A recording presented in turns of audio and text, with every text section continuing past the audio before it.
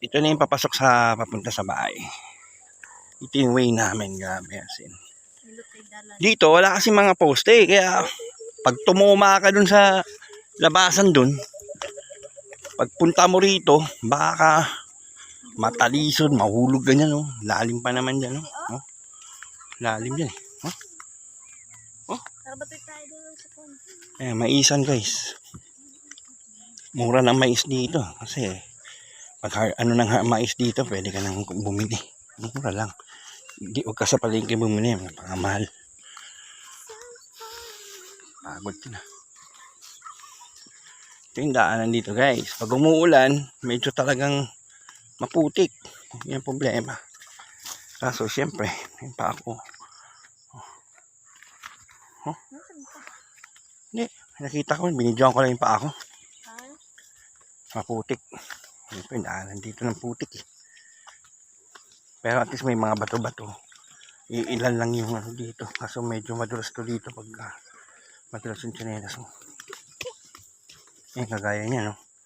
Mayroon kasi motor dito pinapasok eh. Kaya na mapapasukin yung motor dito.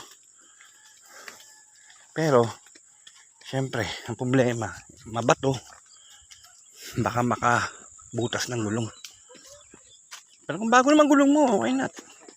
Kaya.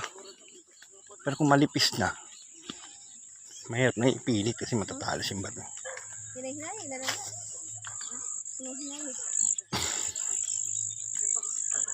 Nabusog ako sa lechon. Sinundutan pa ng 2 tagay na beer. Buwabaha ng inumin doon kanina eh. Kaya mga motor. Lawak ng parkingan dito, no? Ang parkingan dito, lawak. Ito pa guys. Ito pa yung dadaanan namin dito. Pauwi sa bahay. Ay, aray ko. Ayun yung bahay yan. Doon. Lalim pala, no? Aray ko. Ayan. Sipag talagang taong to. Araw-araw. Kumukuha rin siyang pagkain ng kambing.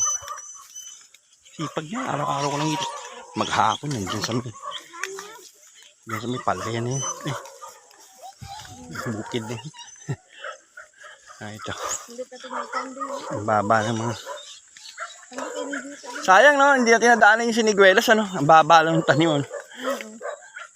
Pipitasin mo na lang. Sarap ng siniguelas, guys. Ano eh? Ang tamis. Doon yung sa kabila eh.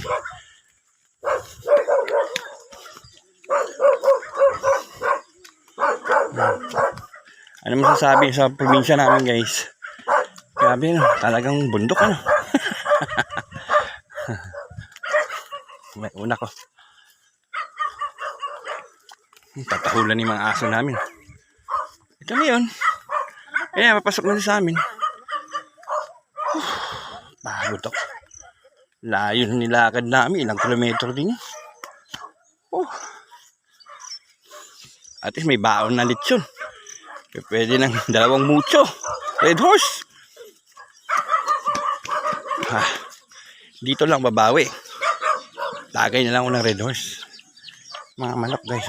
Dati dami kami manok dito.